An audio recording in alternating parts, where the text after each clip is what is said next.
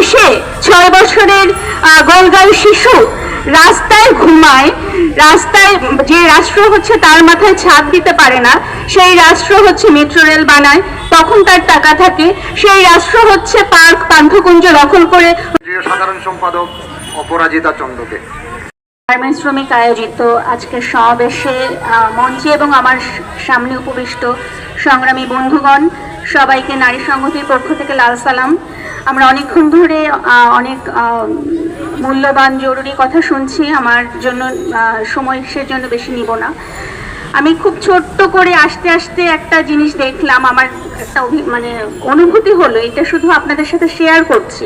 আমি যখন আসছিলাম তখন দেখলাম যে রাস্তার পাশে একটা 6-7 মাসের গোল বাচ্চা তার মায়ের কোলে, সম্ভবত মায়ের কোলে, হ্যাঁ রাস্তার পাশে সে মায়ের কোলে আছে, এবং দেখে মনে হলো তারা ওখানেই থাকেন, মানে রাস্তার পাশে।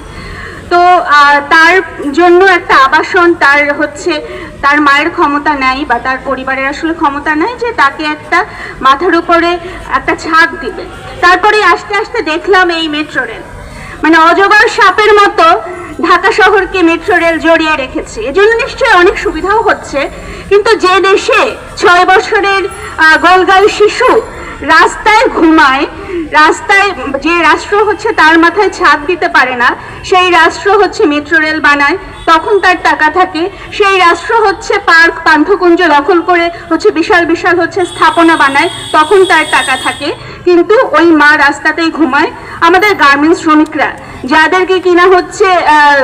যাদেরকে কিনা বিশ্ব ক্ষেত্রে ব্যবহার করে বিশ্বক্ষেত্রে বাংলাদেশ নাকি অনেক উন্নতি করেছে, তাদের আবাসন, তাদের ন্যূনতম মজুরি, তাদের খাওয়া পড়া, তাদের বেতনের 2 টাকা বাড়ানোর কথা বললেই তখন মালিক পক্ষ যখন যেমন তাদের পকেটে টাকা থাকে না, সরকারও সেখানে আমরা এতদিন ধরে দেখেছি তেমন কোনো উৎসাহ দেখায় না, বরঞ্চ এখানে নানা ধরনের অরাজকতা চলছে, নানান কিছু চলে অনেক মামলার শিকার হতে হয়। তো এই দেশ। আমরা 5 তারিখের পরে আমরা অনেক ধরনের সংস্কারের কথা শুনছি, এখানে নানান ধরনের কমিশন গঠন হয়েছে।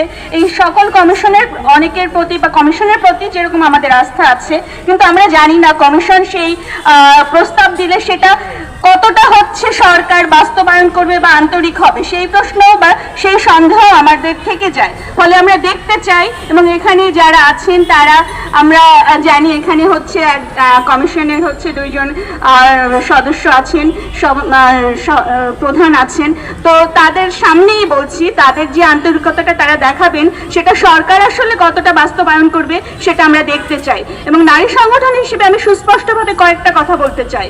গার্মেন্টে যেহেতু একটা বড় অংশ নারী কাজ করে, যদিও নারীর অংশগ্রহণ কয়েক বছরে কমের দিকে, সেটার বিভিন্ন কারণ থাকতে পারে, কিন্তু সেই নারীদের জীবনের নিরাপত্তা, নারীরা যাতে সক্ষমভাবে কাজ করতে পারেন সেজন্য যে মাতৃত্বকালীন ছুটির কথা এতক্ষণ ধরে বলা হচ্ছে, 6 মাসের মাতৃত্বকালীন ছুটি, সেটা সরকারি প্রতিষ্ঠান, ব্যাংকগুলো বা কিছু প্রতিষ্ঠান ছাড়া অধিকাংশ ক্ষেত্রেই বাস্তবায়ন হয়নি, এবং কারখানার ক্ষেত্রে 4 মাস ছুটির কথা বলা হয়েছে আমি যতদূর জানি, এবং সেই ছুটিও আমি জানি যে সেটা বাস্তবায়ন হয় না। এবং অনেক ক্ষেত্রেই মেয়েরা গর্ভবতী হলে, নারীরা প্রেগনেন্ট হলে তাদের চাকরিও চলে যায়, কিংবা এমন পরিস্থিতির শিকার করা হয় যে তারা চাকরি ছাড়তে বাধ্য হয়। তাই আমাদের আহ্বান থাকবে, এই 6 মাসের সবেতন মাতৃত্বকালীন ছুটি যাতে অবশ্যই সকল কারখানা এবং সকল অফিস আদালতের ক্ষেত্রে বাস্তবায়নের উদ্যোগ নেওয়া হয়। এবং শুধু তাই নয়, এখানে আরেকটা সমস্যা আছে যেটা আমি বোধ করি, সেটা সন্তান যেহেতু শুধুমাত্র নারীর দায় নয়, এবং সেটা পরিবারের দায়, পিতারও দায়, এবং অবশ্যই রাষ্ট্রেরও দায়।